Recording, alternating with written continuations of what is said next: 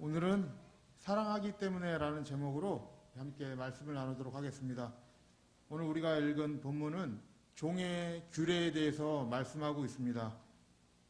보통 우리가 한 해 성경을 읽기 시작하면은 오늘 우리가 읽은 이 본문 출애굽기 21장을 읽으면서부터 위기가 찾아옵니다. 왜 위기가 찾아오냐면 여기서 21장서부터 법으로 된 얘기가 나오거든요. 제가 성도님들께 한 가지 질문을 하자면, 성도님들께서는 혹시 교회의 정관이나 규칙을 한 번 다 정독해 보신 적이 있으십니까? 이렇게 공동회의나 이럴 때 나눠주지 않습니까? 그때 나오는 그런 법적인 얘기들을 보면은 일단 머리가 아프죠. 머리가 아프고 그때부터 이제 정신없이 막 넘어가게 돼 있어요. 그래서 성경을 제일 정신없이 읽는 부분이 출애굽기 21장서부터 레위기까지 그렇게 정신없이 읽고 나갑니다. 이제 아무 생각 없이 이 법이 그런 법인가 보다, 저런 법인가 보다 하고 읽을 때가 굉장히 많은 것 같아요. 그런데 하나님께서 이스라엘 백성들을 애굽에서 이끌어내시고 제일 먼저 주신 것이 십계명과 율법이에요. 굉장한 의미가 있겠죠. 그러니까 율법은 하나님께서 단순하게 그 백성들에게 율법적인 삶을 요구하시는 게 아니에요. 율법적인 삶을 요구하시는 게 아니라 그 율법적인 삶을 통해서 하나님의 마음이 무엇인지를 정확하게 깨달아 알게 하기 위함인 것입니다.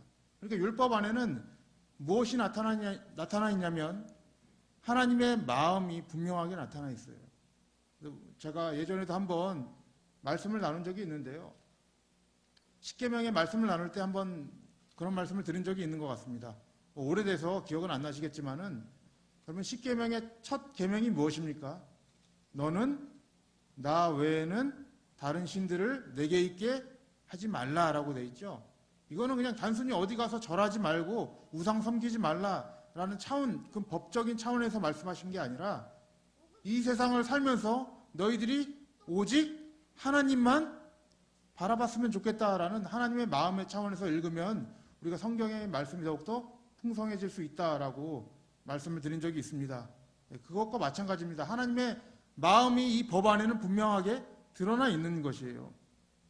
그런데 여러분들, 오늘 우리가 읽은 종의 규례를 보시면은요, 이 본문이 위치한 그 곳이 출애굽기 20장 10계명 다음에 바로 위치하고 있어요. 그러니까 10계명이 주어지고 나서 제일 첫 번째로 주어지는 율례가 종의 규례예요.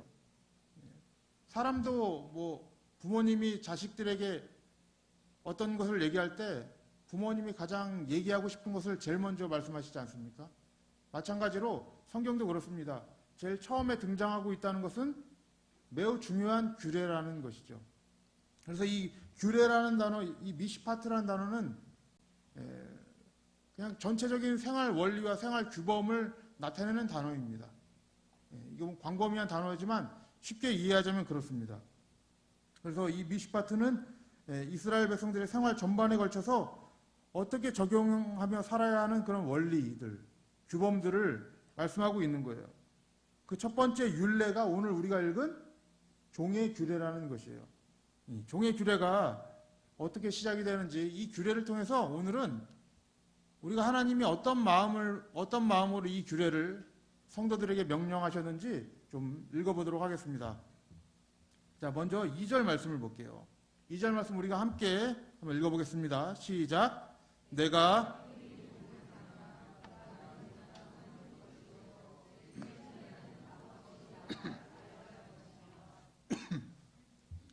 종의 규례는 종을 사게 되면 종은 6년 동안 주인을 섬기게 되고 7년에는 값없이 나가서 자유하게 되는 규례입니다. 이 규례는 어디서 많이 읽어본 듯한 규례죠? 7년째 쉬는 규례. 이거 언제 우리가 들어봤습니까? 창세기 이튿날 안식일에서 들어봤죠. 그래서 우리가 7년째 쉰다는 건 7년을 우리가 안식년을 지정을 하고 7년째 쉬고 있습니다.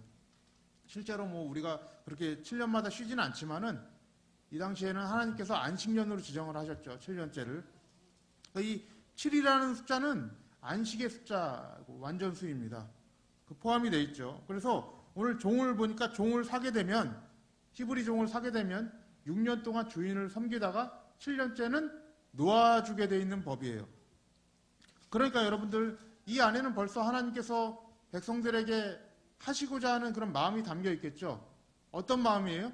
종으로부터 자유롭게 되는 그런 하나님의 복음의 이야기를 담고 있다는 것이에요. 이거는 제가 그냥 추측하는 것이 아니라 하나님께서 이스라엘 백성들을 향하신 그런 마음입니다. 신명기서에 보면요, 오늘 우리가 읽은 이 본문하고 동일한 본문이 또 있습니다. 신명기서 15장인데 그 본문을 읽어보면 하나님께서 왜 이 종을 7년 만에 놓아주어야 하는지 그 이유가 분명하게 기록이 되어 있어요. 자, 우리 신명기 15장을 제가 스크린을 찾아왔으니까 읽어보도록 하겠습니다. 자, 15장 12절부터 함께 읽어보겠습니다. 시작. 내 동족 히브리 남자나 히브리 여자가 내게 팔렸다 하자 만일 6년을 너를 섬겼거든 제 7년에 너는 그를 놓아 자유하게 할 것이요 그를 놓아 자유하게 할 때에는 공수로 가게 하지 말고 내 양 무리 중에서와 타작 마당에서와 포도주 틀에서 그에게 후히 줄지니 곧 내 하나님 여호와께서 내게 복을 주신 대로 그에게 줄지니라. 너는 애굽 땅 종 되었던 것과 내 하나님 여호와께서 너를 속하셨음을 기억하라. 그를 인하여 내가 오늘날 이같이 내게 명하노라. 신명기서에 분명하게 하나님의 마음이 드러나 있죠. 15절을 보시면은 방금 읽었던 것처럼 이 명령을 하시는 이유가 애굽 땅 종 되었던 것과 내 하나님께서 너를 속량하셨던 것을 기억하라고 이 명령을 한다라고 얘기하고 있어요. 그러니까 이스라엘 백성들이 어디서 나왔습니까? 애굽의 종살이에서부터 나왔던 그것을 기억하면서 너희들도 어떻게 살라는 거예요? 하나님의 그 은혜를 기억하고 종에서부터 자유함을 주는 그 7년의 안식을 누리라 하고 주신 규례가 바로 종의 규례인 것입니다. 그러니까 하나님의 은혜를 기억하기 위해서 이 규례를 주신 것은 분명하죠. 그렇죠? 네. 하나님께서 백성들에게 단순히 법적인 명령을 하시는 것이 아니라 그들에게 하나님께서 그들에게 주신 은혜를 기억하며 살라고 주신 규례가 종의 규례인 것입니다. 그럼 계속해서 종의 규례가 어떻게 흘러가고 있는지 함께 말씀을 좀 볼게요. 자, 3절, 4절 말씀 보세요. 규례가 어떤 내용인지 좀 자세하게 보겠습니다. 자, 3절 말씀 함께 읽어볼게요. 시작. 그가 단신으로 왔으면 단신으로 나갈 것이요 장가 들었으면 그 아내도 그와 함께 나가려니와. 3절 말씀을 보면은 별 무리가 없죠. 단신으로 왔다는 것은 홀몸을 얘기하는 거죠. 혼자 왔으면 혼자 나가고 아내도 함께 왔으면 아내와 함께 나가면 됩니다. 근데 문제는 4절 말씀이에요. 4절 말씀 한번 볼게요. 시작. 상전이 그에게 아내를 주므로 그 아내가 자녀가 낳았으면 그 아내와 그 자식들은 상전에게 속할 것이요 그는 단신으로 나갈 것이로되. 자, 여기서 큰 문제가 생기죠. 어떤 문제예요? 상전이 종에게 그 아내를 준 거예요. 근데 그 아내가 자식도 낳았죠. 자식을 낳았으면은 보통은 그 아내와 자식은 누구의 소유라고 생각하게 돼 있습니까? 일반적으로 우리의 상식으로는 남편이죠. 그래서 남편과 함께 나가는 게 맞다고 생각하지만 그 당시에 종은 누구의 소유였습니까? 주인의 소유였기 때문에 그 아내와 그 처자들은 상전의 소유가 되고 7년째는 누가 나가요? 홀몸으로 남편만 나가게 돼 있는 거예요. 여러분 이런 상황이 처해지면 어떨 것 같습니까? 아내와 자식을 버리고 나 혼자 나가야 된다. 이런 상황. 예. 남편을 버리고 나가는 건 괜찮은데 자식이 걸린다. 이러시는 분들이 좀 계신 것 같은데 예. 아무래도 이 본문을 보시면은요 이것이 문제가 되기 때문에 5절의 말씀이 나왔습니다. 5절의 말씀 하나님께서 어떻게 해결하는지 보세요. 5절 말씀 함께 읽어보겠습니다. 시작. 종이 진정으로 말하기를 내가 상전과 내 처자를 사랑하니 나가서 자유하지 않겠노라 하면. 6절. 상전이 그를 데리고 재판장에게로 갈 것이요 또 그를 문설주 앞으로 데리고 가서 그것에다가 송곳으로 그 귀를 뚫을 것이라. 그가 영영이 그 상전을 섬기리라. 자, 종이 상전에게 가서 나는 주인과 내 처자를 사랑하니까 나가지 않겠습니다라고 고백을 하게 되면 어떤 일이 벌어져요? 상전이 재판장으로 종을 데리고 가죠. 데리고 가서 문설주 앞에서 귀를 뚫습니다. 귀를 뚫는다는 건 뭐냐면 내가 영원히 종이 되겠다는 것이죠. 근데 이 문설주가 어떤 곳이에요? 당시에 문설주는 집안을 대표하는 곳입니다. 그리고 이 이스라엘 백성들이 애굽에서 나올 때 그 문설주에다 무엇을 발랐습니까? 어린 양의 피를 발랐죠. 그 장소는 이스라엘 백성들에게 있어서 하나님과 이스라엘 백성들 간의 언약의 장소였다는 거예요. 지금도 그러니까 마찬가지예요. 문설주 앞에서는 무엇을 체결하는 거예요? 언약을 체결하는 거예요. 누구와 함께? 재판장 앞에서 상정과 함께 언약을 체결하는 거예요. 그리고 나는 영원히 종이 되겠습니다. 근데 그 이유가 무엇입니까? 내 상정과 처자를 사랑하기 때문이다. 라는 거예요. 이게 중요한 것입니다. 그럼 마무리가 매우 훈훈해 보이죠. 종이 내 상정과 처자를 사랑하기 때문에 나는 자유를 포기한다. 이것이 종의 규례의 마지막 훈훈한 결말인 것 같은데, 근데 문제는 이거예요. 이스라엘 백성들이 이 규례를 지켰을까요? 안 지켰을까요? 여러분들. 선지서에 가보면요. 이 규례를 지키지 않음으로 해서 이스라엘 백성들이 화를 당하는 것을 볼 수가 있습니다.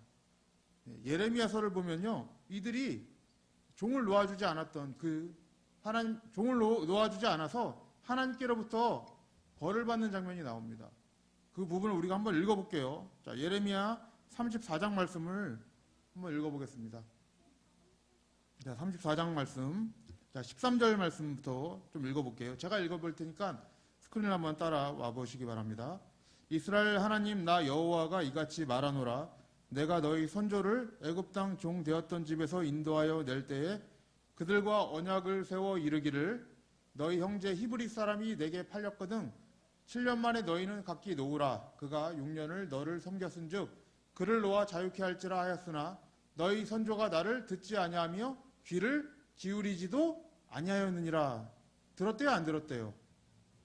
귀를 기울이지도 않았다라고 얘기를 해요. 근데 사실 이들이 액션은 취했었습니다. 3장 15절 말씀을 보면 이렇게 말씀을 하고 있어요. 34장 15절이죠. 그러나 너희는 이제 돌이켜 내 목전에 정당히 행하여 각기 이웃에게 자유를 선언하되 내 이름으로 일컬음을 받는 집에서 내 앞에서 언약을 세웠거늘 너희가 뜻을 변하여 내 이름을 더럽히고 각기 놓아 그들의 마음대로 자유케 하였던 노비를 다시 끌어다가 다시 너희에게 복종시켜서 너희 노비를 삼았다고 얘기하고 있죠. 이 시기가 여러분 시드기야라는 왕이 예루살렘에 포위됐을 때요. 바벨론이라는 나라에 포위가 되어서 꼼짝도 못할 때입니다. 근데 이때 시드기야 왕이 어떤 걸 내리냐면 노비를 풀어주는, 노비를 자유케 하라는 명령을 내려요.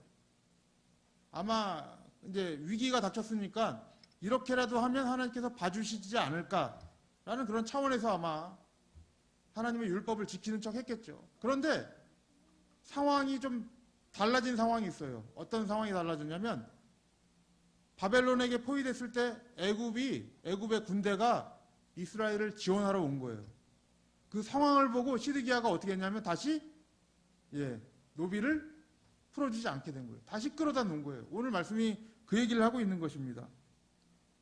그래서 자유를 선언했다가 다시 노비를 잡아다가 그들의 종으로 만들어 놓은 것이죠.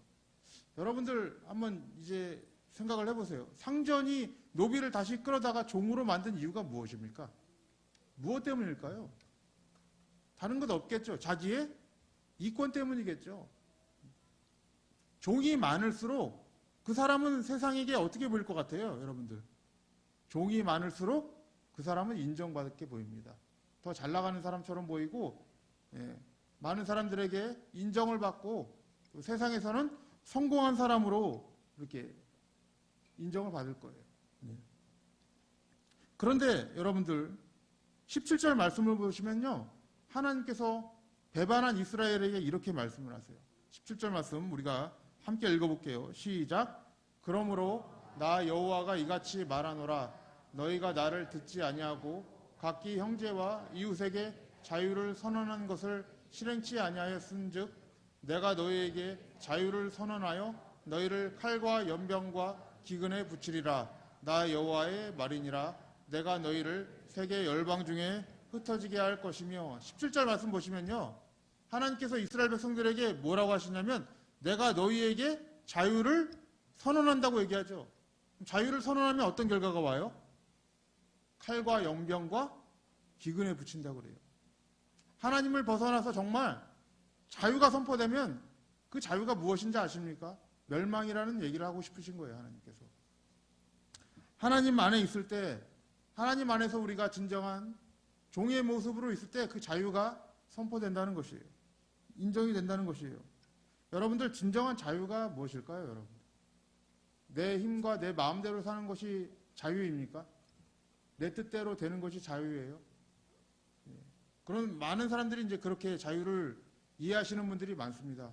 그런데 세상을 살아보니까 그렇지 않은 것 같아요. 내가 나를 인정받으려고 하고 내 힘대로 살아가려고 하고 내 뜻대로 살아가려고 하다 보니까 그것을 지키기 위하여 끊임없이 어떤 걸 해야 돼요? 달려야 하죠. 우리는 노력해야 되죠. 쉼이 없어요, 여러분들. 자유를 누리려고, 인정을 받으려고 내가 열심히 노력을 하는데 진정한 자유는 오지 않더라는 거예요. 근데 제가 살아보니까 진정한 자유는 무엇이냐면 정말 의지할 대상이 있는 것이에요. 나 혼자 스스로의 힘으로 살아가는 것이 아니라 의지할 대상이 있는 것, 기도할 대상이 있는 것, 그것이 진정 우리가 자유를 누릴 수 있는 비결이에요. 여러분들, 우리가 부모님과 자식들을 한번 생각을 해보세요. 자식들이 자기가 자유를 찾겠다고 부모님 슬하에서 뛰쳐나가요. 그럼 그때부터 그들에게 자유가 찾아올 것 같아요, 여러분들? 그때부터 고생이 시작되는 것이죠, 여러분. 그걸 아실 거예요. 마찬가지입니다. 우리가 하나님을 벗어나면 내 마음대로 살고 내 힘대로 살 것 같지만 그렇지 않아요. 이 세상은 죄악으로 가득 차 있고 탐욕으로 가득 차 있기 때문에 다시금 종살이를 할 수밖에 없는 것입니다. 세상은 그런 곳이에요. 진정한 자유는 하나님 안에서만 누릴 수 있다는 것을 보여주고 있는 것이 바로 이스라엘 백성들의 참혹한 결과인 것입니다. 그래서 세상은 상전이 되어서 종을 많이 부릴 수 있는 사람을 성공했다고 이야기하고 우린 그것들을 부러워하면서 살아가지만 하나님의 나라는 전혀 다른 이야기를 하고 있는 것입니다. 어떤 이야기를 하고 있어요? 상전은 7년마다 무엇을 내어놓아야 돼요? 종을 내어놓으라는 거예요. 그럼 내어놓으면 그 상전은 어떻게 돼요? 다시 원래 자리로 돌아가는 거죠. 실질적으로 종을 계속해서 놓아줬으면 그 집에 종이 있어야 됩니까? 없어야 됩니까? 없어야 되는 데도 불구하고 사람들은 그렇지 않더라는 거예요. 근데 하나님의 나라는 그런 것이 아니라는 것입니다. 상전은 7년마다 종을 놓고, 다른 말로 하면 이런 말이죠. 자기의 욕심과 이권을 내려놓고 어디 안으로? 하나님의 안식안으로 들어오는 것이 하나님의 나라라고 얘기하는 것입니다. 그리고 그 안에서 진정한 자유를 누리는 것이 세상이 줄 수 없는 자유라고 선언하고 있는 것이에요. 그런데 사람이 과연 자기의 탐욕을 내려놓을 수 있습니까? 자기 이권을 내려놓을 수 있습니까? 그렇지 않았죠. 저는 여러분, 이스라엘 백성들이 그들의 삶을 통해서 잘 보여줬다고 우리가 볼 수 있습니다. 이스라엘 백성들이 못했다는 것은 대표죠. 우리도 그렇게 할 수 없다는 것을 얘기하고 있는 거예요. 그래서 우리의 실력과 힘으로는 평생토록 실질적으로 물질과 이런 명예 욕구, 남들로부터 인정받으려는 욕구를 그런 것들로부터 자유하기는 불가능합니다.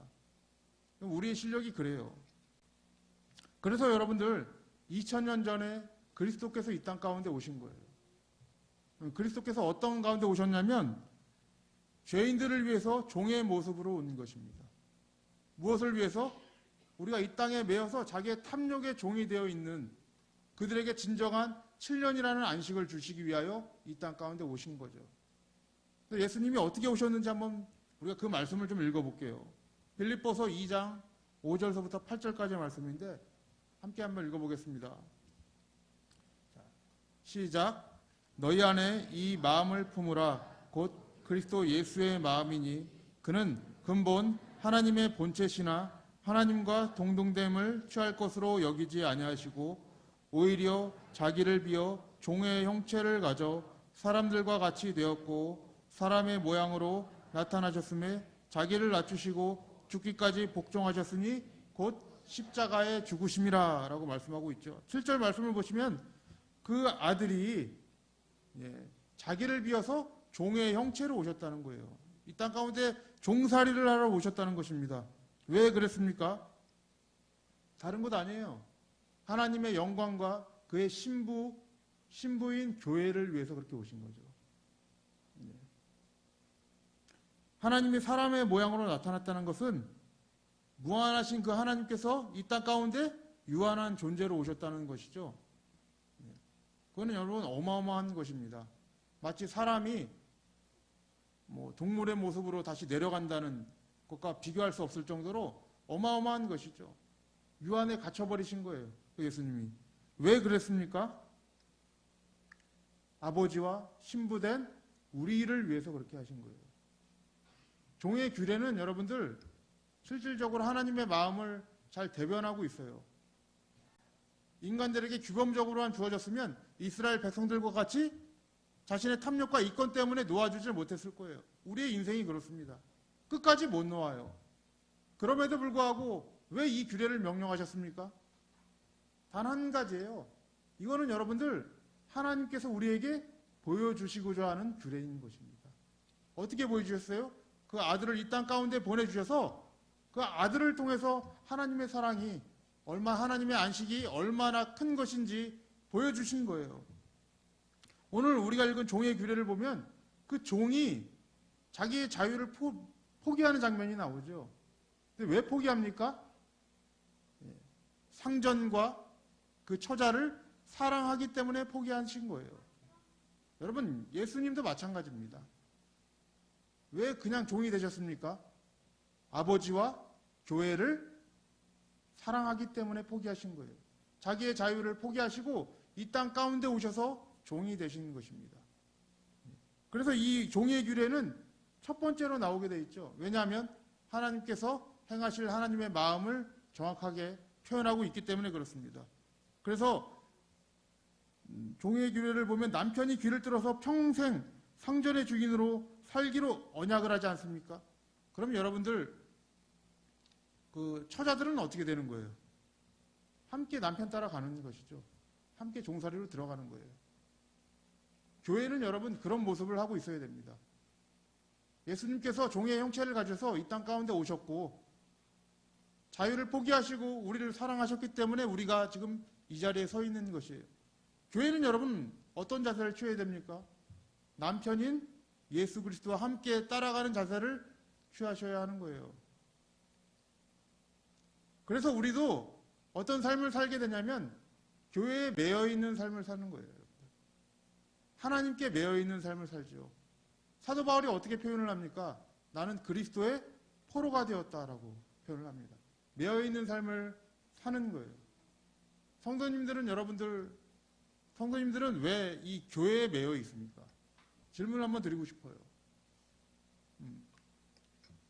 어떤 분들은 이런 분들이 계시더라고요.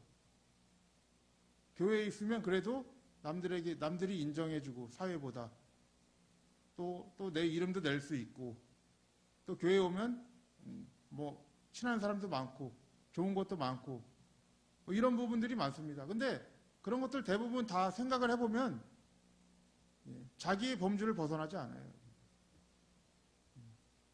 우리는 우리의 사역을 다시 한번 생각해 볼 때인 것 같습니다. 우리가 왜 교회에 매여 있는 삶을 살게 됩니까? 다른 것 아닙니다. 하나님을 사랑하고 우리 공동체를 사랑하기 때문에 매여 있는 거예요. 왜 이렇게 헌신하시고 왜 이렇게 헌금을 내십니까? 그것이 남들로부터 인정받으려고 했던 그런 욕구였다면 이 시간 회개하시고 그것들을 버리셔야 됩니다. 버리시고 다시 나는 그 자유를 포기한 이유가 무엇이냐면 하나님을 사랑하고 이 공동체를 사랑하기 때문이다. 그 마음으로 그리스도의 마음을 품기를 바랍니다. 그 안에서 진정한 자유가 올 것입니다. 남들의 시선으로부터 내가 자유하게 되고 남들로부터 인정받으려는 그런 욕구들로부터 자유하게 되고 물질로부터 자유하게 될 때, 그리고 그때 하나님을 사랑하고 이웃을 사랑하게 될 때, 우리 공동체를 사랑하면서 종에 매여서 살 때, 여러분 그때가 진정한 자유입니다. 그러한 자유함을 누리시고, 그래서 하나님께도 인정을 받고 공동체에도 인정을 받는 우리 성도님들 되시길 바랍니다. 그래서 오늘 우리 이 말씀을 통해서 다시 겸손히 하나님께 무릎을 꿇고 우리에게 주신 이 공동체와 함께 하나님을 예배하고 사랑 안에서 진정한 자유를 누리시는 우리 성도님들 되시기를 주님의 이름으로 축복합니다.